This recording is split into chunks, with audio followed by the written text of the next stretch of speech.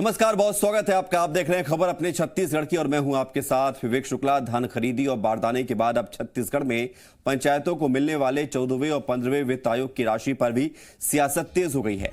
नेता प्रतिपक्ष धर्मलाल कौशिक ने आरोप लगाया है कि प्रदेश सरकार ने 15वें वित्त आयोग की राशि अटका के रखी है।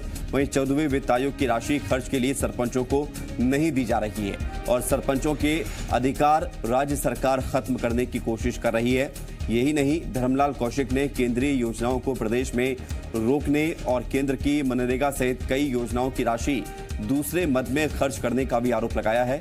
धर्मलाल कौशिक के आरोपों पर पंचायत मंत्री टीएस सिंहदेव ने कहा कि ऐसा नहीं है कि दूसरे मदों में राशि खर्च की जा रही हो। जिस मद के लिए राशि मिलती है उसी में खर्च हो रही है।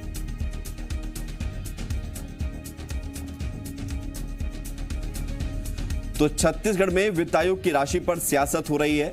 विपक्ष के आरोपों पर सरकार का यह कहना है कि ऐसा नहीं है, जो आरोप लगाए जा रहे हैं वो गलत है। 15वें वित्त आयोग की राशि लटका के रखी है सरकार ने, ये कहना है विपक्ष का। और टीएस सिंहदेव जो कि मंत्री हैं सरकार में, वो ये हैं कि जिस मद में जितना खर्च है उसके हिसाब से ये राशि दी जा रही है। नेता प्रतिपक्ष धर्मलाल कौशिक ने राज्य सरकार पर आरोप लगाए और कहा कि सरकार ने 15वें वित्त आयोग की राशि को रोक कर रखा है।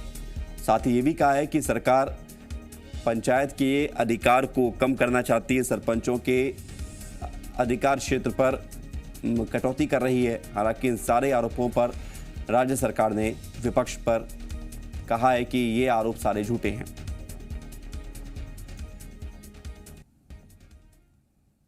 केवल उस पैसे का डाइवर्सन अपने हिसाब से जो सरकार कर रही है, मुझे लगता है उचित नहीं है।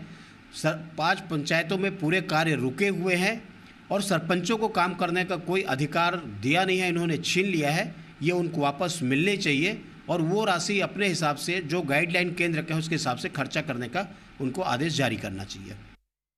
14वें वित्त आयोग का तो समय अब खत्म हो रहा है, उसके पैसे आ गया तो 15वां वित्त आयोग भी लागू हो जाएगा।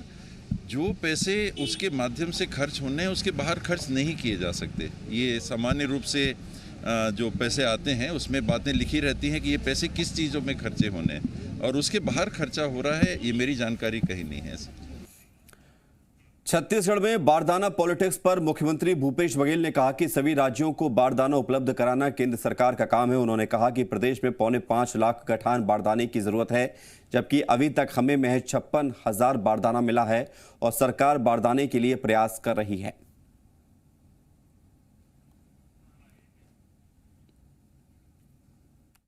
हम लोगों को केवल 1,43,000 गठान ही देने की आपूर्ति करने की बात उन्होंने कही और अभी तक के केवल 55-60 हज़ार ही आया है।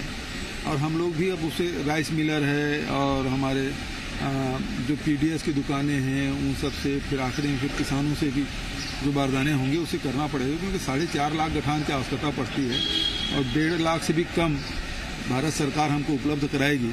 और उसमें पूर्व कृषि मंत्री ओछी राजनीति कर रहे हैं, ये दुर्भाग्यजनक है। केंद्र सरकार के नए कृषि कानूनों को लेकर तकरार जारी है। प्रदेश कांग्रेस ने नए कानूनों के खिलाफ एक ज्ञापन तैयार किया है और बताया ये जा रहा है कि इस पर करीब 16.5 लाख किसानों के दस्तखत कराए गए हैं और इसे पार्टी आलाकमान के पास भेजा गया है। अब ये ज्ञापन कांग्रेस कमेटी राष्ट्रपति को सौंपेगी।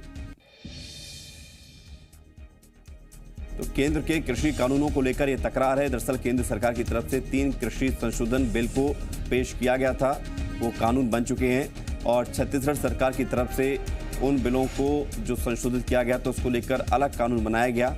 और केंद्र के कृषि कानूनों को लेकर ये तकरार जो पिछले कुछ दिनों से सामने आ रही है, पक्ष और विपक्ष के बीच हस्ताक्षर अभियान भी चलाया सरकार ने और अब उन्हीं हस्ताक्षर अभियान के तहत जो पत्र मिले हैं सरकार को, करीब 16,50,000 किसानों के हस्ताक्षर जो कराए गए थे, उन सभी पत्रों को अब राष्ट्रपति के पास भेजने की तैयारी में है छत्तीसगढ़ कांग्रेस पार्टी।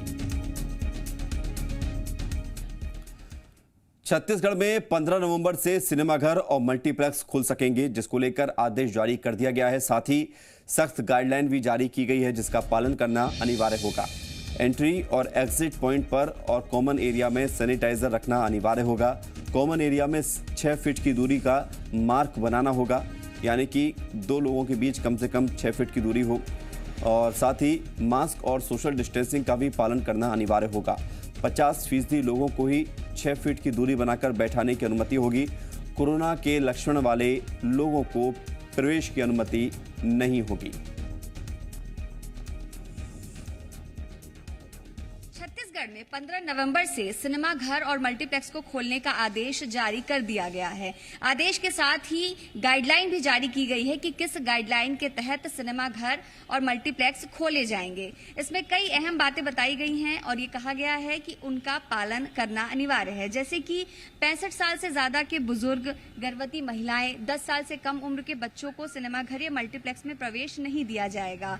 एक निश्चित दूरी पर ही दर्शकों को बिठाया जाएगा और उसके लिए तमाम व्यवस्थाएं होंगी। आप देख सकते हैं कि किस तरीके से सिनेमा घरों में व्यवस्थाएं तैयार की जा रही हैं। एक एक सीट के गैप के साथ में दर्शकों को बिठाया जाएगा। सैनिटाइजर और मास्क का इस्तेमाल अनिवार्य रहेगा। कोशिश ये की जाएगी कि ऑनलाइन परचेजिंग की जा सके और इसके साथ ही सोशल डिस्टेंसिंग का पालन भी किया जा सके। ये तमाम ऐसी गाइडलाइन हैं जो राज्य सरकार ने जारी की है और इन गाइडलाइन का पालन करते हुए ही सिनेमाघर और मल्टीप्लेक्स खोले जाने हैं। फिलहाल एक दिन का समय रह गया है, ऐसे में तमाम सिनेमाघरों में, तमाम मल्टीप्लेक्सों में तैयारियां की जा रही हैं और इस बात का ध्यान रखा जा रहा है कि अगर मल्टीप्लेक्स खुलते हैं, सिनेमाघर खुलते हैं तो कोविड का खतरा ना बढ़े। सिने प्रेमियों के लिए ये एक अच्छी खबर है, लेकिन इसके साथ ही कहीं ना कहीं स्वास्थ्य विभाग के लिए चुनौती भी है कि संक्रमण रोका जाए। जी मीडिया के लिए कैमरामैन नरेश नवरंग के साथ रायपुर से रजनी ठाकुर। छत्तीसगढ़ में नक्सलियों के निशाने पर अब प्रशासनिक अधिकारी भी आ गए हैं। खबरों के मुताबिक पिछले दिनों 5 लाख के इनामी LGS कमांडर ने SDM दफ्तर में रैकी की है। पुलिस के मुताबिक इसकी पुष्टि मुखबिर की सूचना और मोबाइल लोकेशन के आधार पर हुई है।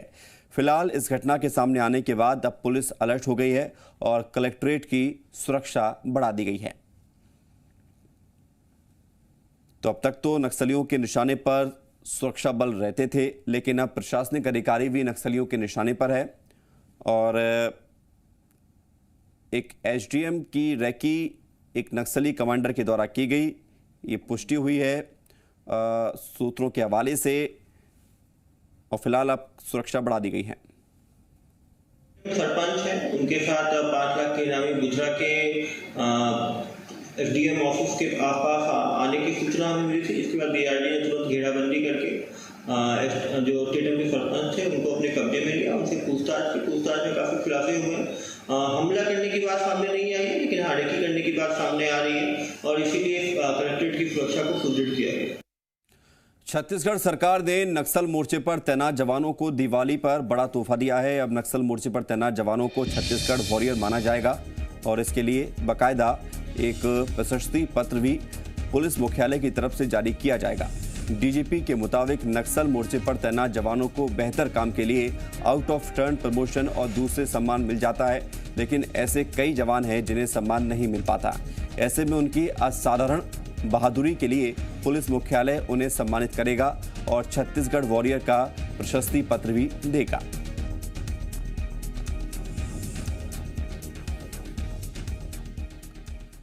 पिंडरा में एक महिला की हत्या के आरोप में उसके ससुर को हिरासत में ले लिया गया। घटना गौरेला थाना क्षेत्र के कोरजा बालधार क्षेत्र की है।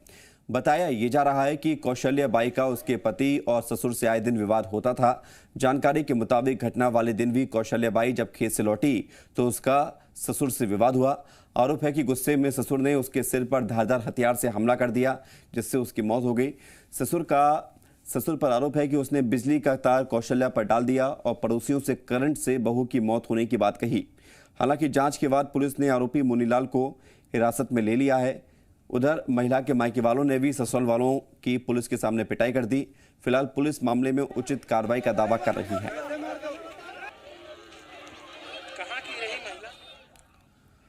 अगर हाथ में हुनर हो तो जिंदगी किसी की मोहताज नहीं होती, ये साबित कर दिखाया है सरगुजा के एक कुम्हार ने। हम बात कर रहे हैं मिट्टी से दिए बनाने वाले शिवमंगल की। आरा गांव के शिवमंगल ने कभी स्कूल का मुंह नहीं देखा। वो अनपढ़ हैं और पुश्तैनी कुम्हार हैं, लेकिन शिवमंगल ने विज्ञान का एक ऐसा इस्तेमाल किया है जिसे देखकर हर कोई अचंभित रह सकता है। दरअसल इनकी कलाकृतियां किसी वैज्ञानिक आविष्कार से कम नजर नहीं आती हैं। मिट्टी को शिवमंगल ने अपनी कला से ऐसे कई रूप दिए हैं जो देश भर में प्रसिद्ध हो रहे हैं। अब उन्होंने दीपावली के मौके पर एक ऐसा आविष्कार किया है जो किसी पक्षी की तरह दिखता है, लेकिन इस अद्भुत दिए की एक अलग विशेषता है। दिए के ठीक ऊपर बने पक्षी की चोंच से तेल टपकता है और धीरे धीरे कर ये अद्भुत दिया कई घंटों तक जलता रहता है। शिवमंगल ने अपने दिमाग का इस्तेमाल कर दिए में एक ऐसा एयर सिस्टम बनाया है कि दिए में तेल भरते ही पक्षी की चोंच से भी तेल टपकना बंद हो जाता है। और इस दिए के अलावा उन्होंने मिट्टी के शंख और घंटे भी तैयार किए हैं जो असली शंख या घंटे की तरह बजते हैं। शिवमंगल अपनी कला की वजह से देश भर में नाम कमा चुके हैं। नागालैंड, देहरादून, नैनीताल, भोपाल, शहडोल जैसी जगहों पर जाकर अपनी कला को प्रदर्शित कर चुके हैं और लोगों को आकर्षित कर चुके हैं। प्रदेश सरकार ने भी उनकी कला से प्रभावित होकर उन्हें कई अवसर दिए हैं। सर ये दिया को रूखा दिया कहते हैं सर। ये रूखा दिया से हम अपने पूजा वूजा करते हैं, उपवास रहते हैं सर, उसी समय उसको जलाते हैं सर। तेल इसमें पलट के डालते हैं, पलट के डाल दिए फिर उल्टा ऐसे रख देते।